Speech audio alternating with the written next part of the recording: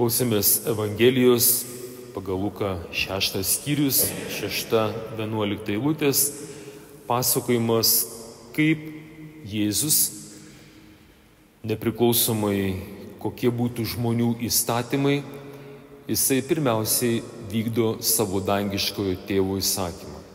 Ką tai reiškia mums? Tai reiškia, kad 10 Dievo įsakymų, dangaus tėvo taisyklės yra pirmoje vietoje. Visos žemiškos taisyklės, įstatymai, įstatymėliai, jeigu kertasi su aukščiausiojo viešpaties tvarka, jie yra negaliojantis ir jų galima nepaisyti.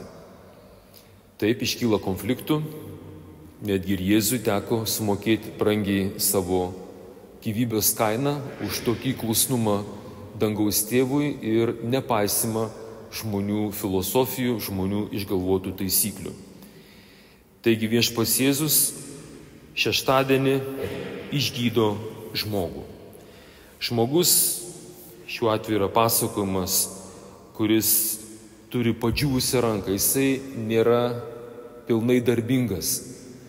Mūsų atveju būtų greičiausiai žmogus, kuris turi invalidumą, yra našta visuomeniai ir valstybė jį išlaiko. Valstybė tai reiškia mes, tu ir aš, kurie mokame mokesčius.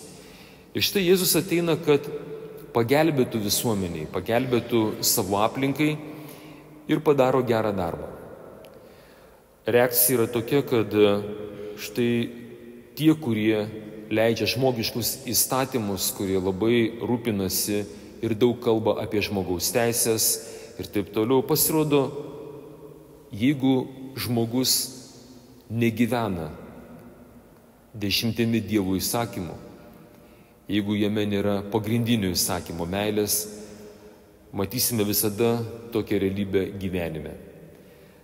Daryk visus gerus dalykus tai visuomeniai, tai grupiai žmonių, jie visada tavęs nekęs, čia kaip Jėzus, ir jie baisiai įniršia, tarsis, kaip tave nužudyti, kaip sunaikinti oponentą. Artėjam prie rinkimų čia Lietuvoje, kažkas panašaus vėl mūsų laukia. Žinau, kad temos būna tokios nepopuliarios, kai reikia Dievo žodį pritaikyti realybėje, kad iš šituo klausimu, bet yra taip, kaip yra.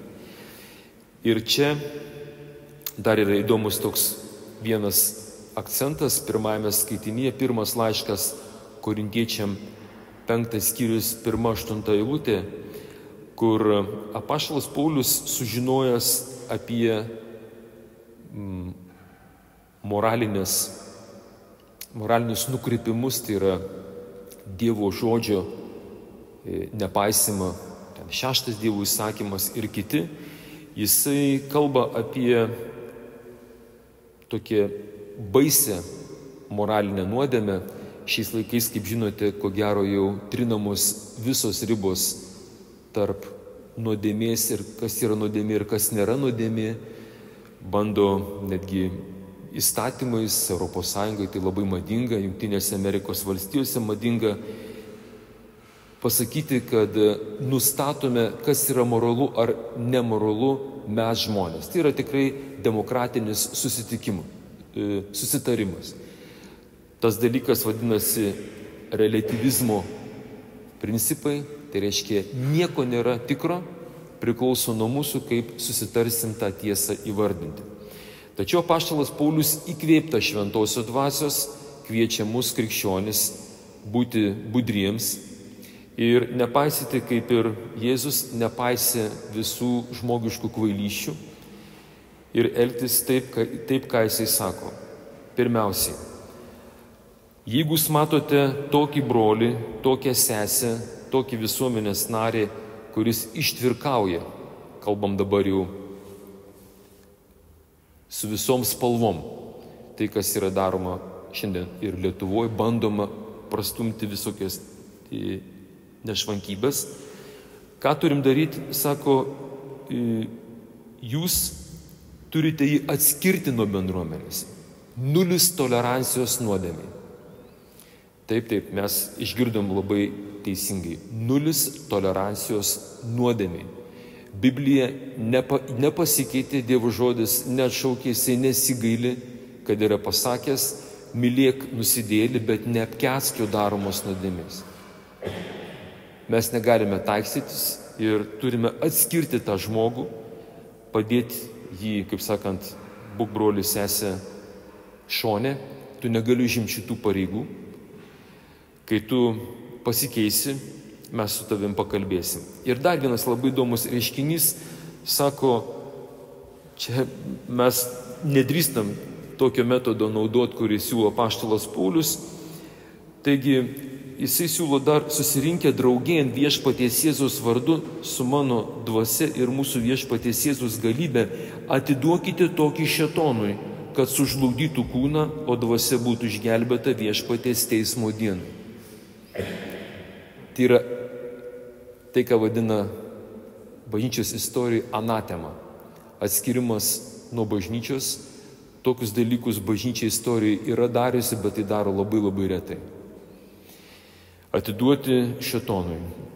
Pasakysiu mūsų liūdesių, dėja, mes taip labai dažnai darom. Kretingoj, ir ko gero jūs savo gyvenime esat ką nors pasiuntę paskui rusų laivą, tai aš jums galiu paaiškinti. Visi šitie rusiški keiksmažodžiai tai yra mongolų ordų dievų vardai. Tai yra šėtonas. Ukrainiečiai pasiuntė priešus pas tą veikėją ir laivas nuskendo. Mes tai darom dėl savo kvailumo ir neišmanimo labai neatsakingai, kai keikiamės. Jeigu pasiuntėm ką nors, pasiekmes matysit labai labai greitai. Todėl būkite atsargus, mėtydamėsi keiksmažodžiais rusiškais ir ten kitų kalbų, nes tai veikia. Na, o mes, kurie esam krikščionis, katalikai, bažnyčia, taip mes esame irgi kviečiami prisimti atsakomybę ir tikrai pasvarstyti, galbūt tikrai reiktų tam tikrus mūsų tautos valstybės įstatymų leidėjus, politikus perspėti. Ir ką žino, galbūt tikrai tiktų kai ką atiduoti tam šėtonui, kad būtų išgelbėta dvasia, o kūnas būtų sugriautas. Ne tam, kad žmogui pakenkti, bet kad išgelbėti jo sielą. Amen.